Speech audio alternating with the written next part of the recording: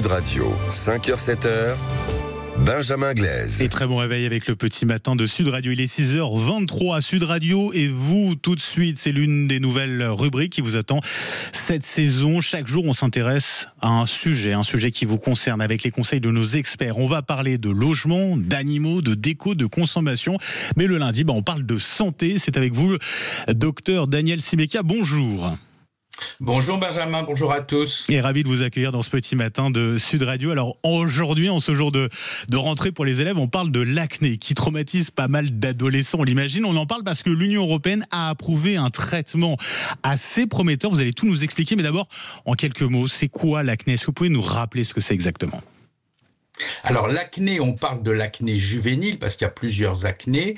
L'acné des jeunes est une maladie inflammatoire de la peau qui est liée à un excès de sébum. Vous savez, cette substance qui est sécrétée par les pores de la peau et qui permet de graisser et de protéger la peau. Mais là, il y en a trop parce que la peau des ados est en quelque sorte surprise d'un afflux hormonal qui n'existait pas pendant l'enfance.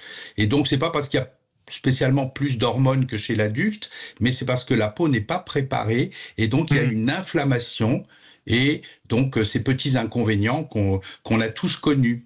Et oui, et donc l'Union européenne a décidé d'approuver un nouveau traitement contre l'acné. En quoi consiste ce traitement et en quoi il diffère des autres traitements qu'on a aujourd'hui? Alors d'abord, ça fait plusieurs décennies que on n'a pas de nouveaux traitements, de traitements qu'on appelle topiques. Vous savez, les traitements topiques, c'est les traitements qu'on met, les pommades, les crèmes, qu'on met sur le problème en question.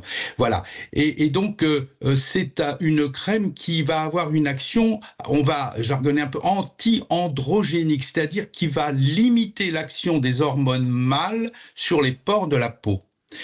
Parce que effectivement, cette acné, elle est liée à une imprégnation hormonale chez les garçons comme chez les filles. Ça peut paraître surprenant, mais dans les deux cas, c'est l'hormone mâle, les androgènes qui sont en question. Et donc là, ça va permettre localement de pouvoir atténuer les effets de cette hormone sur les pores de la peau.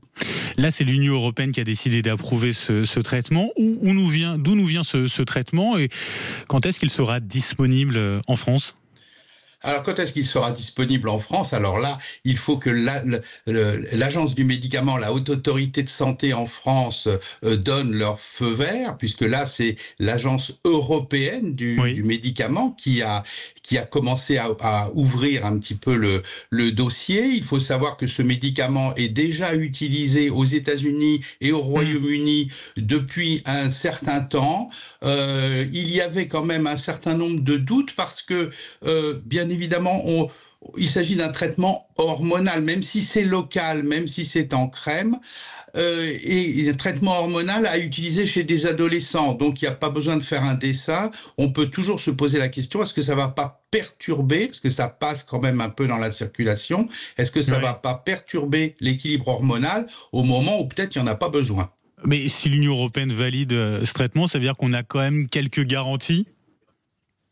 Oui, absolument. Et c'est ça la nouveauté. Jusqu'à présent, il y avait un non catégorique. Et là, il semble que de nouvelles études aient permis d'être un peu plus serein sur la menace d'effets secondaires hormonaux. Donc, on va voir, mais il y a plusieurs stades encore à passer. Vous savez, on a une administration sanitaire un peu lourde, un peu tatillonne, mais c'est pour notre bien. Et donc, voilà. Mais les dermatologues attendent fermement ce traitement parce que ça sera vraiment une nouveauté par rapport à ce qui existe actuellement. Et un certain nombre de nos jeunes aussi, sans doute, l'attendent, ce traitement. Petite question subsidiaire, justement, docteur. Percer ces boutons d'acné, c'est une bonne ou une mauvaise idée? C'est une bonne mauvaise idée. Il vaut mieux éviter parce que ça enflanque partout, il y a un risque d'infection et surtout un risque de cicatrices. Parce que l'acné, ça passe, mais les cicatrices, ça reste. Donc, il vaut mieux éviter. Après, on peut pas juste se contenter de dire ça. On comprend les ados, on a tous eu sur le visage à un moment donné un gros bouton qui nous gêne. Partir à l'école, au collège avec, c'est pas terrible. Donc, dans ces cas-là, il faut le faire avec une certaine parcimonie, en se lavant les mains, en désinfectant, enfin en prenant pas pas de façon comme ça, sur un coin de table, rapidement, etc.